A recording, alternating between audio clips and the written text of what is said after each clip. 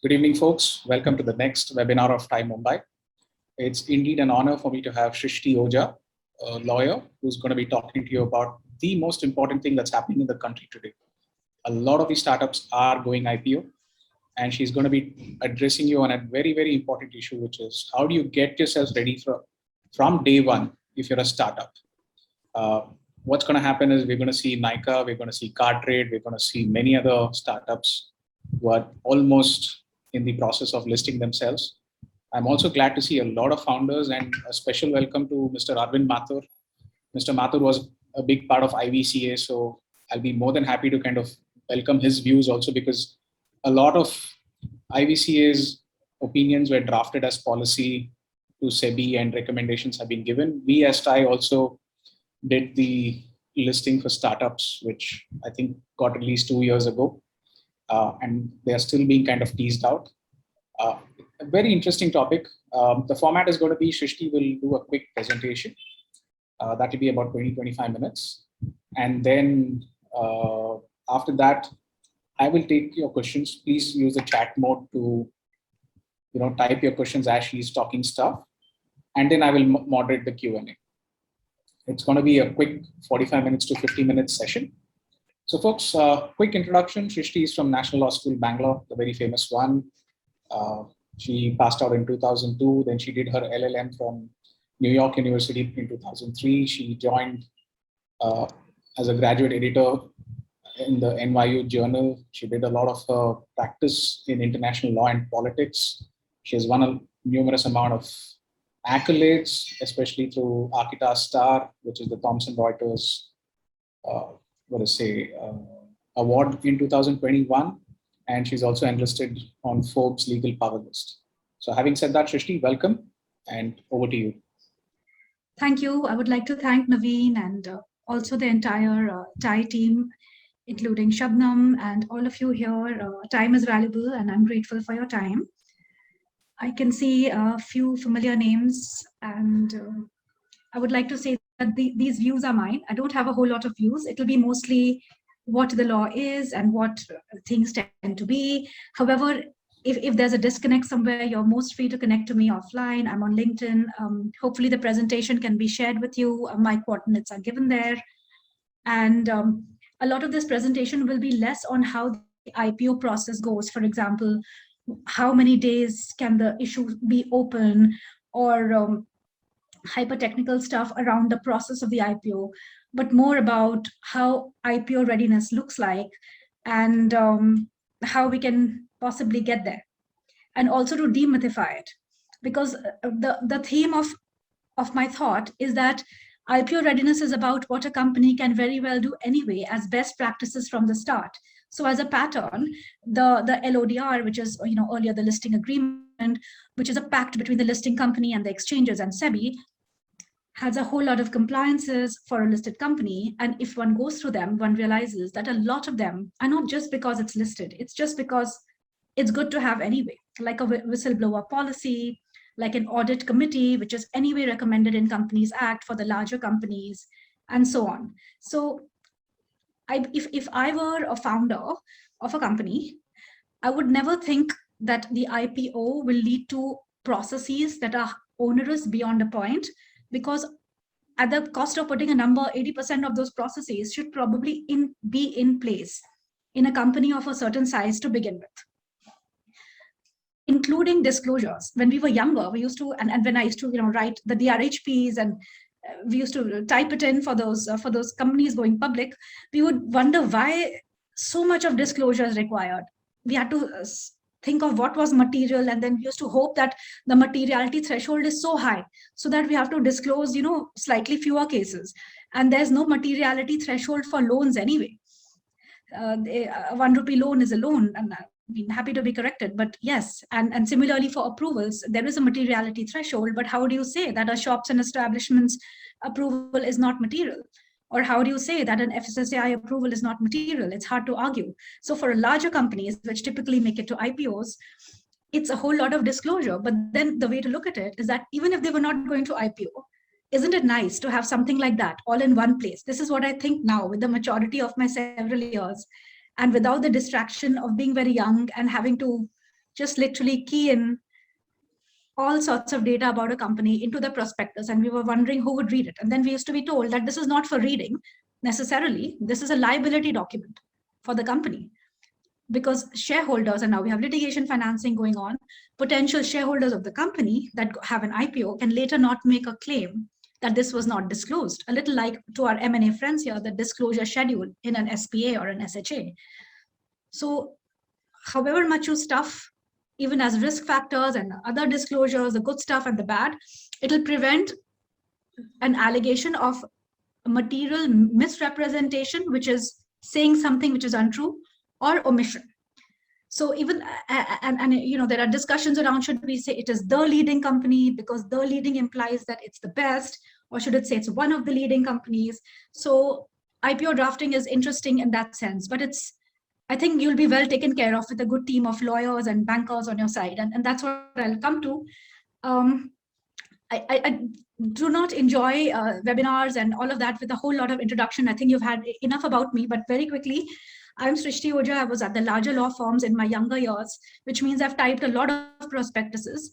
And at law firms, which you may be more familiar with than my current law firm, which is Verist Law. But we've been around now since 2014, and we've had the fortune of working with several companies which have made a fair good impact on an ecosystem. Literally, when you look around, I see maybe a Porter mini truck, or I can see Razorpay, and we are very proud to be associated with these names in whatever little capacity they sometimes or often trust us with. So that's us. We do advise listed companies as well, but so far so good. And now I'll start. So there won't be a particular theme to it. It's too much like a college lecture otherwise.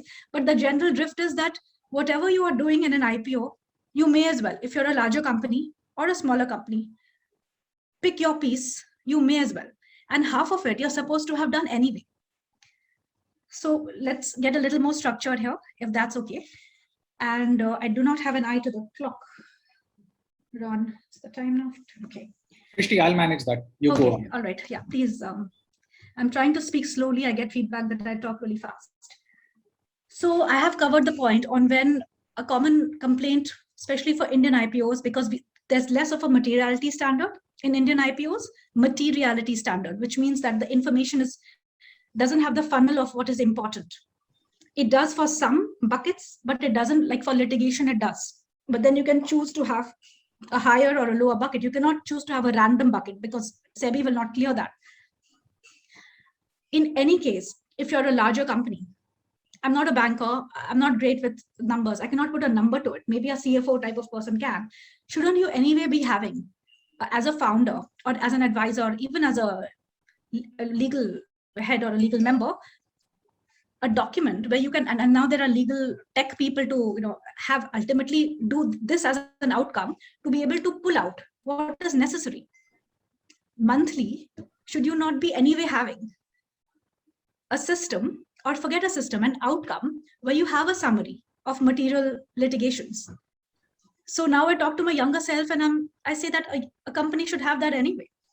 The DRHP, and it is very famous that among the capital markets lawyers crowd, that we have to write all these litigations, and we just had to write three lines about litigations for and against the company, for and against the director and the promoter and on material subsidiaries and all of that. But it's anyway good to have.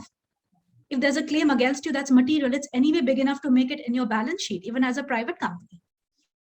So, and it's part of reputation management, so on and so forth. And then there's financials. So earlier, there's a slight change between the old and the new ICDR, and that's only for the capital markets nerds. But I think what's important to know is you need to have 3 years of financials and a bit of a stub period. Won't get into that. It's just a fallout of where the 3-year period ends and pretty much where your listing happens, which have to be audited. And they have to be audited by a peer-reviewed auditor. So I remember in one of the deals when we were younger, we forgot to ask the auditor whether he was peer-reviewed or not. And then it turned out that he wasn't. So then there was a question about whether that should be a risk factor, or should we just change the auditor? But then that's a huge loop. It's a mess. So, but twisting the discussion to this general theme of this, rather than humor at one's own expense, there's nothing it's great to have a good auditor to begin with, because people who you're selling to, including mutual funds or when the bankers will go on roadshows, they're smart anyway. So not just at a branding level, have a good auditor is what I would suggest. Not to say anyone's a bad auditor or is a bad lawyer, but have an auditor that cannot afford to take too much leeway. And don't push the auditor beyond a point. We all know cases, and no names answered, where the auditors, even of very large companies, sometimes feel pushed. So have a good auditor from the start. And peer reviewed or not, you're not required to until you list, perhaps. But when you list, you are required to have your books, 3-year look back period, and your material subsidiaries audited and restated. Restated is meaning applying a certain standard and looking back, so that apples and oranges are not compared. The other section we used to wonder about when younger was the MD&A. And we used to be, because in the larger transactions, the US law has extraterritoriality, Rule 144A deals, and then there used to be foreign lawyers coming here and taking charge of that section. And because it was perceived that the Indian, a lot of us at that time didn't have too much expertise, and over time people have built it up. And they would ask, and because it's required, not because it's their systems, it's literally in the ICDR, which is the Indian holy grail of listing, each head of the P&L compared year after year. What happened? Why did sundry debtors go up even 5%? Or, whatever else? Why did the employee payouts go down? And it would be, it's a day-long discussion. So that is the MD&A of the prospectus, which non-capital markets lawyers sometimes, pull our leg, used to pull our legs on that. This is just, it's so silly. You're going line by line and saying why this and why that, and almost trivializing it. But is it trivial? If you're a founder, it's a good hygiene exercise anyway, right? Which is something I now realize, now that we work with several high-quality younger companies, and we see how smart and how aware they are. And for those who are not, or be careful what you're taking casually. What's funny may actually be an opportunity to cure a gap. So I would say that the MD&A, which is supposed to be a management discussion and analysis, and the word comes from it in the US law, which is the SEC Act. There's literally a section there and requirements there for this section. If you look at any IPO document, you'll see this. And they go on about how each bucket of data changed per year, and with a high degree of minutia, and one just cannot say anything. It has to be reasonably relevant. And I'll come to why then you probably need a CFO, because this isn't something one can generally say. Especially in IPOs, it's all about saying what's correct, right? Because several people are liable. Promoters are liable by Companies Act. KMPs are liable. The CFO is liable. They're literally signing off. The CS is liable, deemed to be a KMP, a key managerial personnel. The merchant bankers are liable because they are literally licensed by SEBI. The prospectus carries a disclaimer that it's not SEBI, just because it's okaying is not blessing it, which is understandable, but the bankers are liable as well. So bankers and lawyers have this very interesting relationship, because lawyers are not statutorily liable. We are not licensed by SEBI as yet. So on a deal, on the larger deals, you have a company lawyer and a banker's lawyer, and they're both doing in parallel diligence of the company. So typically the company lawyer writes what we call the book, which is all the disclosures. What you would find in a diligence report is basically 80% of the DRHP, drafted by the issuer lawyer. And the underwriter lawyers, 80% job, however trivial it may seem, it's not, because it's to catch errors in that draft. But then they work collaboratively, and it's in everyone's interest that whatever goes out to SEBI and therefore to the public is accurate. And therefore you need a very, very strong team, in particular a CS. It's not about just needing a CS. It's anyway the law, I'm pretty sure, for private companies more than with 10 crores of capital. So, but the quality of the CS, the quality of the CFO, their level and their commitment, and hopefully they've been around for a while, because we see career CFOs and they're good at their jobs. But then I personally wonder, how much of the background they have. They move from company to company intentionally, and they're very respectfully taken on as CFOs, because also when it comes to road shows, when after the RHP, when the bankers take you here and there and to the Singapore and London and New York, one has to answer. One has to answer, and it cannot be answering like lawyers do it. We can just say it depends, or I'll come back to you, or that's what the law is. But these questions are on the numbers of the company. They're very factual, and one cannot just, there is no law to it. There is nothing standard to it. You really have to know the company. So in our experience, it always helps to have the old guard very much close to your heart and neck, whether you appoint them as CFO or not, because what they can tell you in the, be it in the road shows, be it, and sometimes the bankers evaluate this, is my sense, before they sign up a company, on how well the promoter and the rest of the company can sell the company, of course, not making a misstatement. And that means how familiar you are with the company. Because once it's, if one is a technical type, or if one isn't very articulate, I'm not a natural speaker myself, but your CFO or your person has to be. And you cannot be articulate without knowing the subject, especially when you're talking financially. So my advice now as an older person is, have the old guard around. Don't, change things and add too many shiny pieces. Have them, but have them work in tandem with the old guard, because they will be able to give context to the investors, which is of a much more deeper level. They know that it's not about, the sheen and the veneer of it. If you know the company and you give them the answer, they're curious about the answer. So that's what it is. That's the MD&A. Also, one of the norms in ICDR is that you've got to tell them how it deviates. It's a very innocent looking thing, but you have to tell them how your reporting deviated, which is to say how it was, bluntly speaking, not compliant with what is required in Companies Act. And Companies Act has a whole lot of law on what your reporting should look like, your financial reporting should look like.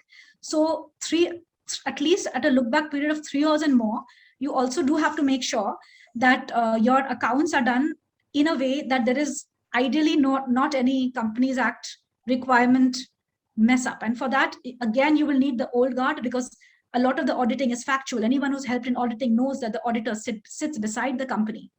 It's an involved process. And that's what it is. It's nice to disclose, but it's nice not to have anything to disclose by way of compliances, isn't it? So there is that. Then coming back to my favorite point of how one can anyway be compliant, and the cost of compliance is very little. It's sometimes in Companies Act, I feel it's, in my personal view, but overkill, because in some places in Companies Act, and I feel bad for the very young founders and their companies, because there's no distinction really between what's a small private company and what's a really large unicorn company. So for example, Posh and all of that, everyone's got to have it anyway. Even if a college student starts a private company, he's got to have it. But then there are some, there are certain compliances which we can call best good to have. And then there are others which are best in class. It's not a legal thing, but you can think about it like that. Some are, you have to have it because it's the law. The second are good to have. And the third is best in class. So you can decide, because it's not just about having a company. We had a very interesting situation where a company had a very, very aggressive, I would say a very progressive whistleblowing policy. And then that went against them, because the whistleblowing policy allowed just everyone, even very remote people far from the company, to complain. And then one person decided to keep complaining about something trivial, and it became very difficult because they had to handle it. It's embarrassing as well, because you have to then take it on the books. So be careful what you're signing up to. Don't comply and over comply. Have you ever heard a lawyer say that? But I'm going to say that don't over comply, because then you're kind of wedded to it. And it's very embarrassing then to divorce and then in effect under comply, right? So you can, but it's, how it is. So choose the compliances, perhaps make a list. I would say the highest compliance will be of the listed company variety. The good to have will be of the public company variety. And for example, or we'll come to that, audit committee and CFOs, etc. And then there's the you got to have compliance. And for example, the vigilance mechanism, it's anyway there, I think, for companies who have bank loans and all of that, that there's a strong criteria to it, the larger companies. But the listed companies anyway have something like a whistleblower policy. which is for directors and employees. Now you can expand it to include your contractors, etc., in the interest of getting information of anything which is not very nice from the other parties. But then you should remember that then you have to deal with it. They could say something about anyone. So there is that. Then the ROC business. IPOs do not require substantially additional ROC compliance. One has to comply with ROC filings anyway. So hopefully everyone is well taken care of by a good CS. And we come across a lot of young CSs who are very, very thorough. And I mean, as a non-CS, I really wonder and admire them because there's a lot of legal obligation placed on them. They're deemed to be KMPs and even in their regulating body. And there's a lot of information that they have. Recently, very young founders come to us and sometimes tell us that, hey, we've just founded a company and it's getting a huge amount of funding because the company is good and the times are good, both of that. And what do we do? And then when we look back, we realize that some things have been missed. And in the olden days, maybe not appropriate to say, but you will find filings would disappear. There would be a risk factor saying there was a fire and a flood. We can't find the ROC filings because the lawyers and the bankers will ask for the ROC filings. And if you don't get them, you either say you didn't file or you forgot to file or it's gone. So there's flood or fire. Now we don't have that. Now it's all online. So late filing is a late filing forever. You cannot unlate it. And then there's compounding required. It gets very fuzzy. And I don't think the cost of compliance at the cost of saying something which may not be very concrete is that high. It's a very popular service and all of that. So I'll give you some examples. For example, when a director exits, a director is supposed to file a little paper to the ROC. I would barely know myself. It just so happens that we had a couple of difficult exits and then we found out in client situations. The company also has to file a director exit. The company has to file there has to be an annual register, an annual filing of who all came and went in terms of your key managerial employee, all of them. Then within 30 days of incorporation, for all of you who are very young, of course, an IPO company, that will be a faraway story. Within 30 days, you got to have a board meeting. And that has to have 7 days of notice to the directors. And these are things sometimes we come across, leaving aside my IPO hat, even as a young VC and startup lawyer hat, because when things go wrong, even between founders, they say, hey, you know what? I didn't get notice. And I always say, why wouldn't you add an email as a mandatory way to prove that you emailed them? You don't want anyone to say that, hey, I didn't get it because of this address, or the other way around, that someone knows you're off during Diwali and they'll have a meeting right then and pass a resolution because they're not really supposed to send it to your email address and you'll not get that little invitation. So why do that anyway? So a valid board meeting is such which has mandatorily 7 days notice to the directors, however young the directors look and however good friends they are. Of course, you have to be friends to start a business together. And that has to disclose the director's interest. You can be very sure in the younger days, you will do interested transactions, which is to say that you may have a little bit of a stake, say, in a transaction in which you're approving. Then within 30 days of being born, of your incorporation, you got to have a statutory auditor on your table and you got to file that to the ROC. So that's proof then. That's proof of whether it was within 30 days or not, because your register will also carry a date of birth. Share certificates. Share certificates have to be issued 60 days from incorporation. And when things start, it's all good and it's all notional, etc. But, get it done with. As they say, as the book is, eat that frog. And then, of course, the statutory registers, all of these are going to be diligenced. So, of course, then it depends on how far the company will go. Board minutes and the level of detail. The company secretaries have in-house requirements of how to maintain and even how a meeting is conducted. So it's a thing, to use a millennial word. It's a thing, this sort of taking compliance seriously. So this is routine compliance. It's not best practices, etc. Any company has to do this, even after you're listed or before you're listed.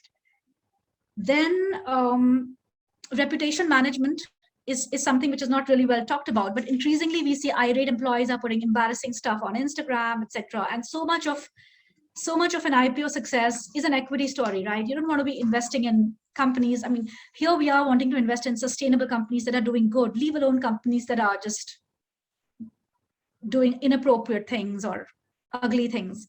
So find someone and ensure that doesn't happen. There are ways of managing that situation. UK in particular has a very vibrant reputation management law firm practice, maybe because of the paparazzi. So there is that. Now, when we come to, I'll get off the grim topic of compliance, but wrapping it up, it's easy to do. And it's painful not to do it because it also creates company law penalties, and it's embarrassing in diligence, etc. And it cannot be reversed that easily.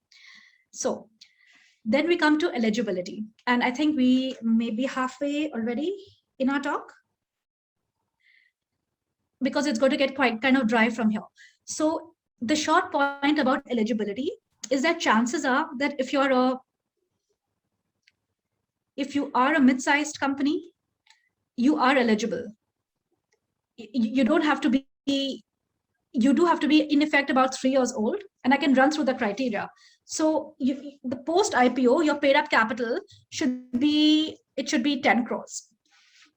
Then your minimum issue size, which is your IPO size, should be 10 crores. You can do the math and see what that means. Your minimum market cap should be 25 crores, which is to say, after the IPO. Then you should be operational for 3 years. And even if you are not, your promoter could be, and your promoter could also be overseas. And it's a gentle list, as you can see. Then there are a set of financial criteria, which sometimes people get misguided on, and I'll go through it anyway. Bear with me, it's only 30 seconds. Net tangible assets, more than 3 crores in each of the last 3 years on a consolidated basis. Consolidated just means your company and its subsidiaries, all of them, not just material, put together. So that's good because you're getting to combine more revenue. Then little bit of bells and whistles here and there, I don't want to get into it. Average operating profit of more than 15 crores, again in each of the 3 years on a consolidated basis, and net worth of more than 1 crore. And if you decide to change your name, then 50% of your revenues in the last 1 or 3 years has to be from that name. But these criteria can be gotten around. If you have these criteria, then you have more flexibility in allocation. So you can allocate more to retail investors or to HNIs. There are laws around that on how much of employee reservation and how much of retail, but broadly. But if you don't fulfill them, you're not eligible.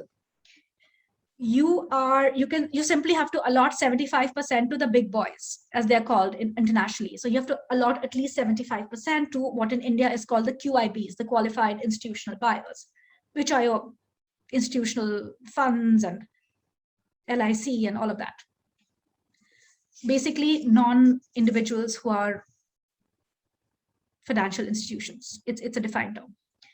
The thought being that if you do not have enough, if you are in a way what's fancily called a blank check company or a very young company, and you don't have enough assets, forget profitability, if you don't have enough assets, then let the sophisticated investors decide. If 75% of the issue can be carried by sophisticated investors, it's assumed that they know what they are doing and they can frankly afford to take a loss.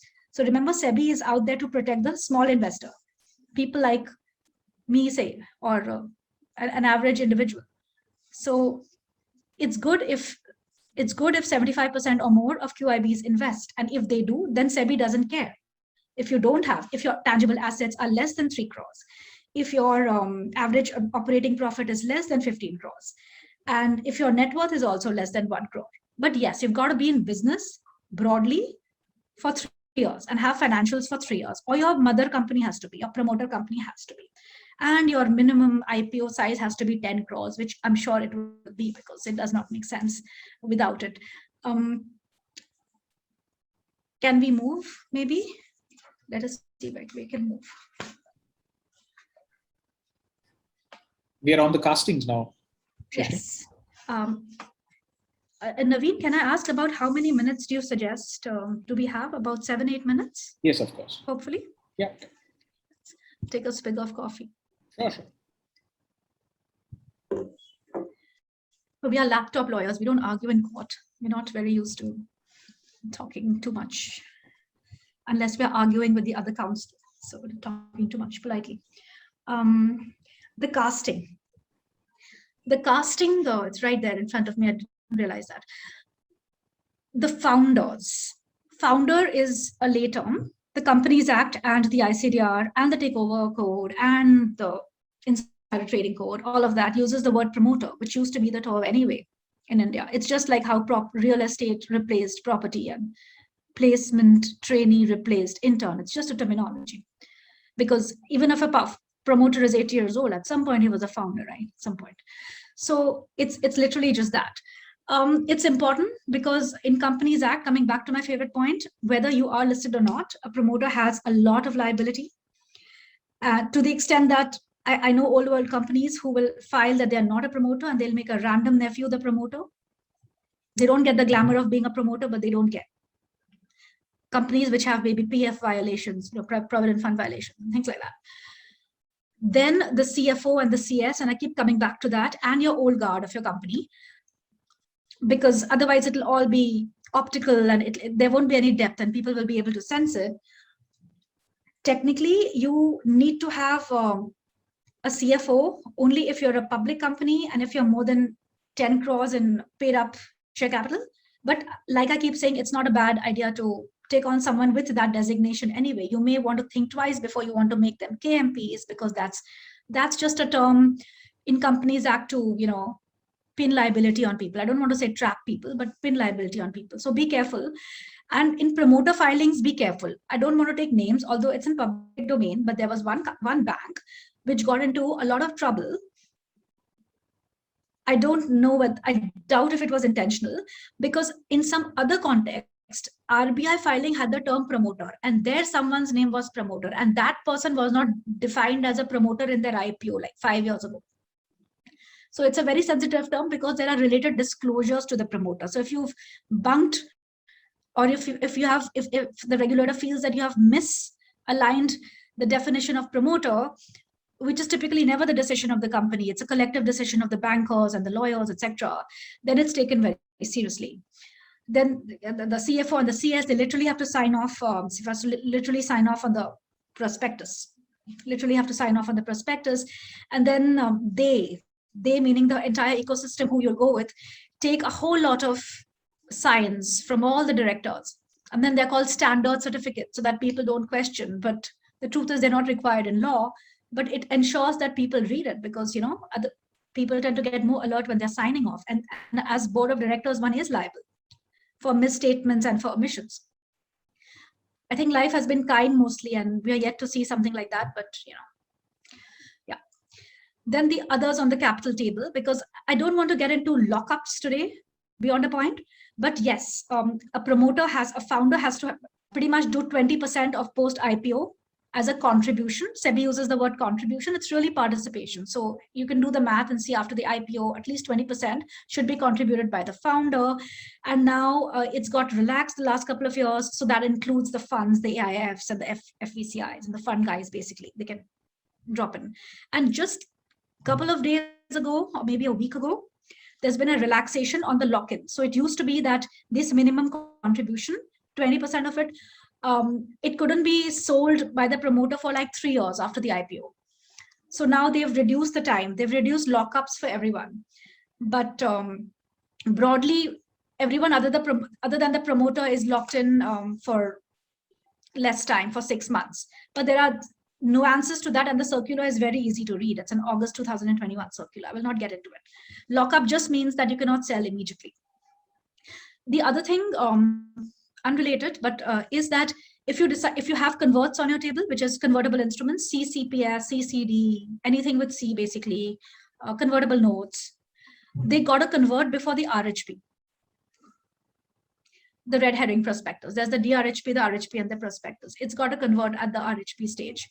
So that's important to know, other than ESOPs, of course. So SEBI is gentle towards ESOPs, and ESOPs can remain. Nothing much changes in ESOPs, except SEBI has a separate ESOP regulation. So you've got to make sure that your ESOPs comply with those regulations. And they even have things like what happens if there's a permanent disability to the employees or not. And then that comes back to my other favorite point, that that's anyway good to have. If you're making an ESOP scheme, you anyway may as well look at the SEBI ESOP regulations. It's not very complicated, and add things from there or subtract things from there. ESOPs can't be forfeited, etc. It's in everyone's best interest. It's not siding towards anyone in that sense. It's not, yeah. So, and then coming back to, okay, I think we lost the slide on the cast. So thank you for that. The cast is back. The others on the cap table. There will be a capital structure table, and then which will have the buildup of the group from the beginning of the time, who owns shares when, mothers, friends, everything, which is fine, but it just is there. And they're all going to be locked up for at least some time after the IPO. It's mostly 6 months since the last 2 weeks, but that is a technical discussion we can save for later. It's a very short circular, it's easy. Then the lawyers. The larger deals have issuer counsel, which is the company, issuer counsel, and underwriter counsel. So underwriter is just a nicer way of, in lay speak, this technical difference, saying bankers counsel. So, JP Morgan, Kotak, ICICI, all of those.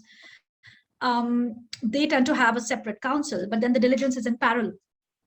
It's not that cooperative that sections are being split. So the company's lawyers are careful because the underwriters' lawyers are literally diligencing the same pool of data and then sending little markups of misses, etc. But I think overall it's in everyone's interest, and it ensures that the document is correct.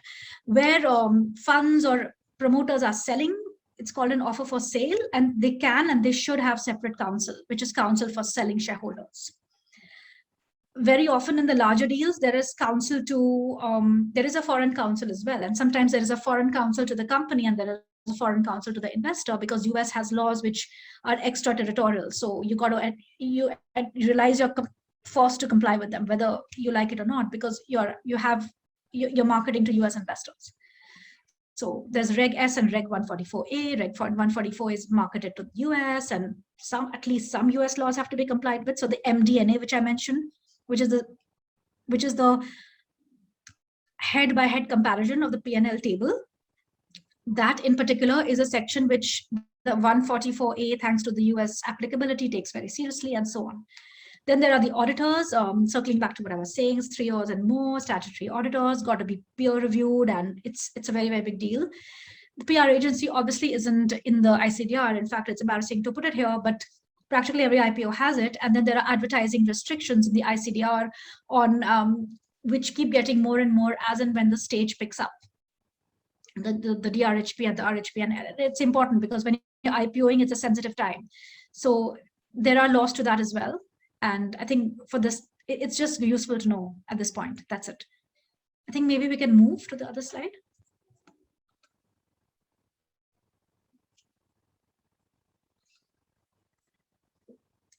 Oh, the process. The process is something I would like to skim because we are here at a slightly earlier stage. So one is, of course, mandating the cast.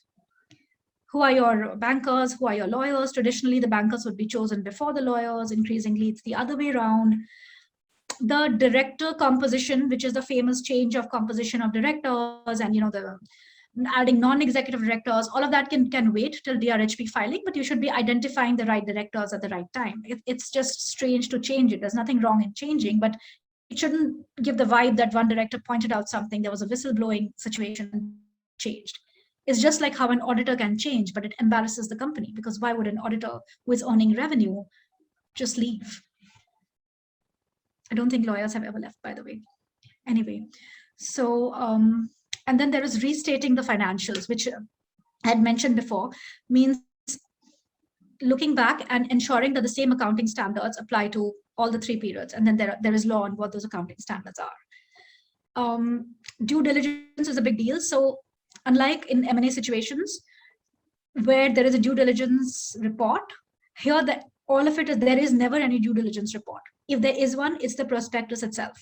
And there are chapters around, our approvals, and the good things about a company are in a section called our history and corporate matters. It has the milestones, and every single award and every single claim has to have a backup. Literally every line has to have a backup, a diligence backup. And when foreign lawyers are involved, very often they may ask at a later stage, and then it becomes very difficult for the Indian lawyers. So it's good to just, as they say, eat the frog. And if one is a lawyer, ask before or actively offer before. The last thing you want is a foreign lawyer. And we've had this situation, and it's very live in my mind, long time back, where they refused to sign because there were no backups. And we were thinking, why did you not? You were on the matter just like we were, right? So why are you relying on us? Why are you asking 2 days before filing? Where are the backups? So the bidding is a limited period. It's not like a crowdfunding situation where you can open the offer indefinitely. It's of a limited period, which also is a reason why only some companies are signed up to list, in a sense, because you don't want an IPO failing, and you don't want, you can, but and an IPO book has to fill in 90% to be successful.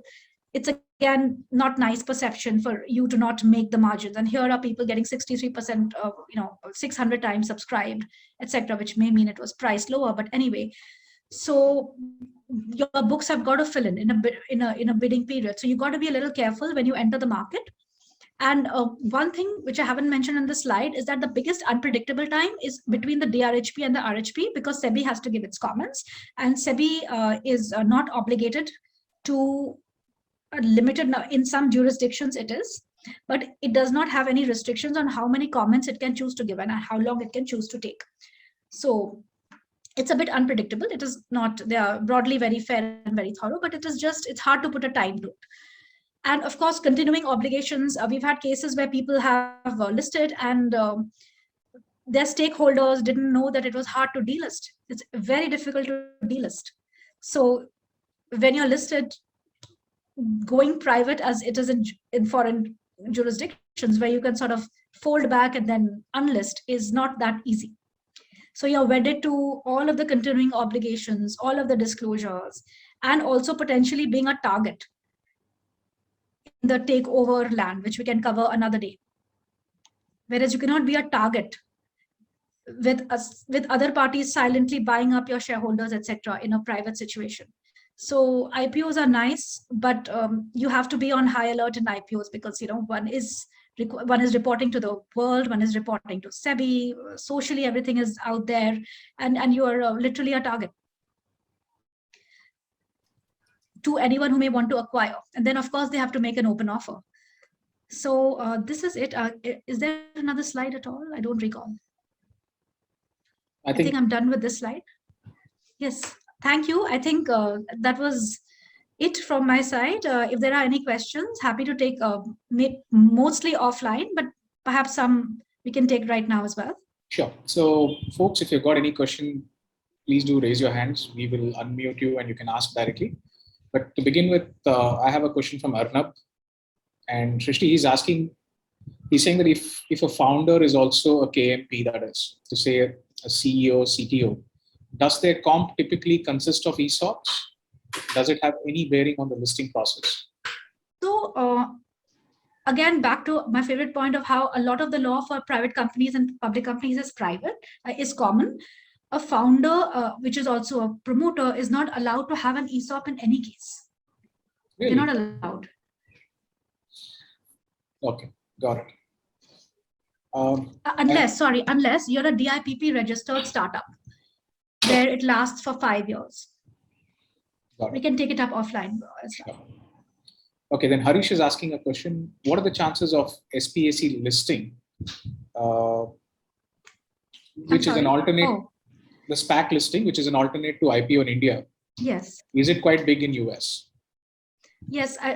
The way it works with Indian regulators is that unless a product, as we call it, is blessed by SEBI, we do not, we cannot read between the law and go there. So we'll basically have to wait for SEBI to come up with regulations, and we hope they will. Okay, thanks.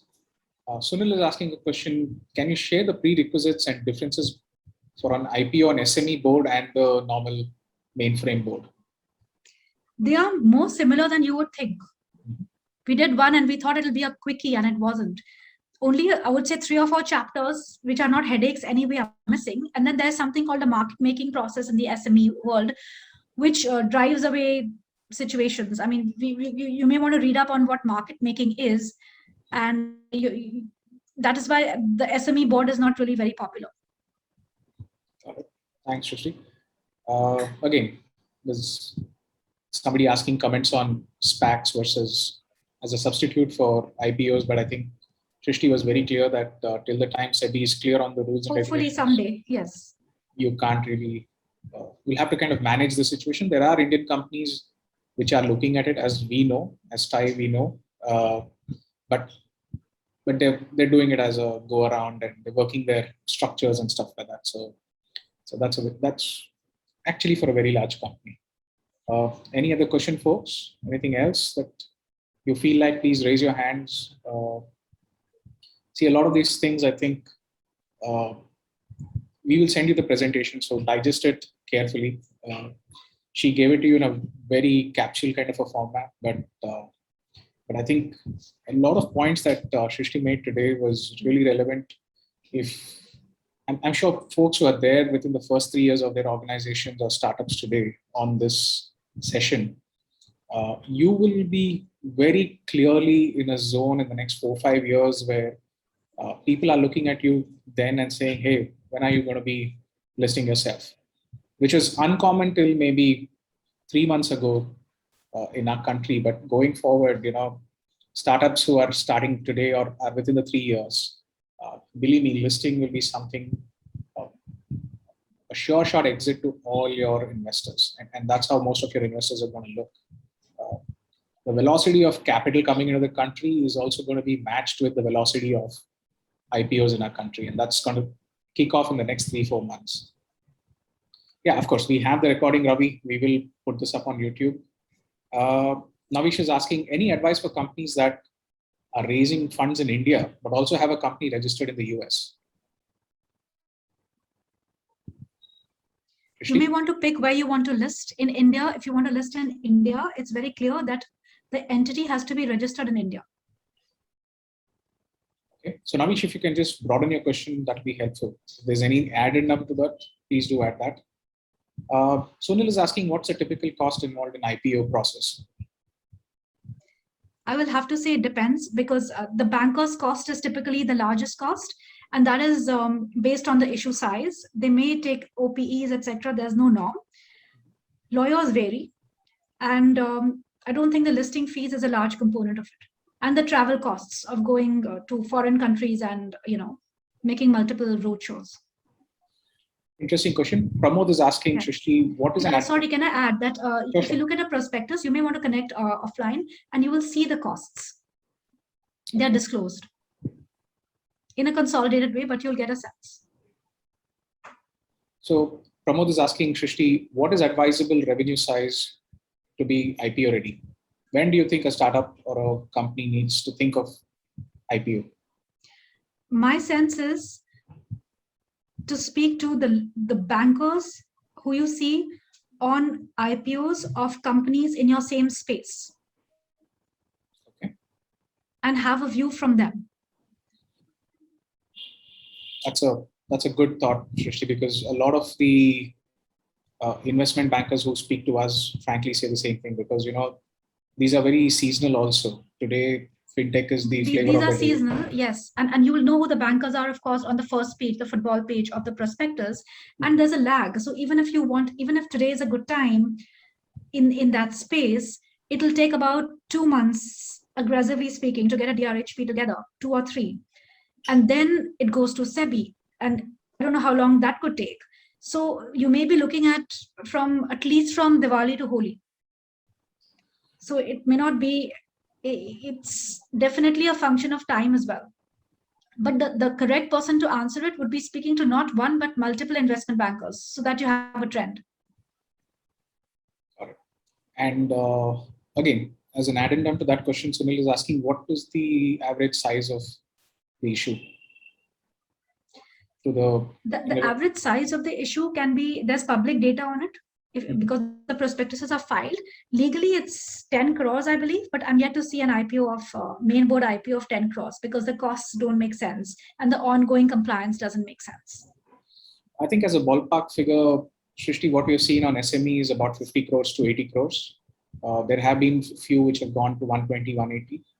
Main board, I think people have done over 250, 300 crores. That's what we've seen in the country. Yes, exactly. And we also have a startup listing, which not many founders are using currently because of some regulatory glitches. Happy to share them separately. We worked on that. But there, you don't really need that size. You can even list yourself for a 3 to 5 crores as well. Legally, just 10 crores is good as an issue size, but it clearly doesn't seem to work. Okay. There are also related issues of what happens to private equity and VCs in agreements and their clauses, especially information rights, etc., when a company lists. But given our audience, I think that is a conversation for another day. Sure. Vikram is asking trade-off on keeping a company private to taking it public. Exactly. So that is what my earlier comment was on, because that's an interesting part which I didn't touch. I think the clearer trade-off is that a private company is literally private. You do not have to have quarterly disclosures. You do not have to have a board composition that's prescribed by SEBI. And you do not have to adhere to insider trading regulations. You don't have to watch out for being hostile acquired. Got it. And his question was leading to basically disclosure overheads being really high, which you answered. Thanks, Shrishti. Avi is asking, is it better to have US entity as headquarter from the beginning at initial stages for a SaaS startup? I'm sorry, to have headquarters in the US for a SaaS company which predominantly sells in the US? Is it better to Yes. There's a lot of thought in it, especially from the Big Four and the broad and a very nice article from one of the funds. It depends on the perception is that certain models are known better in the US. It's obviously a deeper market, but it's also more challenging. The costs of annual compliance in US is at least north of $1.5 million a year once you list, including legal costs, etc. And the costs of going public are as well, just because it's a more expensive country in terms of services. So, but the other perception, and there's no law to it, is that because there's higher governance, there's a premium on companies that list in US. So if one can list in US, I wouldn't say there's a bar to it. But one should know that there's an expense and a permanent one assigned to that. So again, here the bankers can guide, because typically companies, it's not my place as a lawyer to say, but typically B2C companies with simple business models, companies where a typical retail investor can see what the company is selling, they tend to do better in India. So Avi, let me just answer to that. A lot of our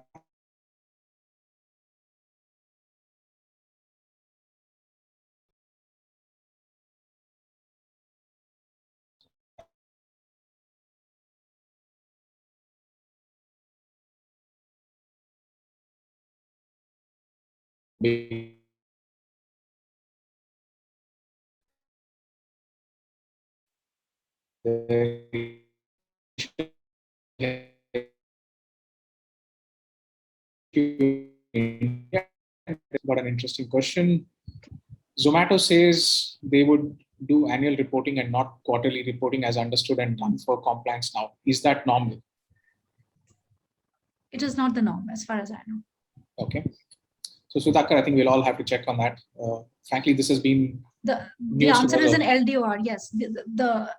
The Bible for that is the LDOR, and that does say quarterly. So okay, we can look into it again, perhaps. I think that's it, Shrishti. We've got a good amount of questions answered. So folks, please feel free to write to her. Shrishti, Rob, if you can put Shrishti's last slide up where she has given her contact details and email, that I would request all of you to please take a look at that. Start reaching out to her or reach out to us. Happy to kind of make the intro to Shrishti, and she's more than happy to kind of look at you all case to case and give you advice. Absolutely. Thank you, Naveen. I'm just putting my email address so that you can all reach out to us.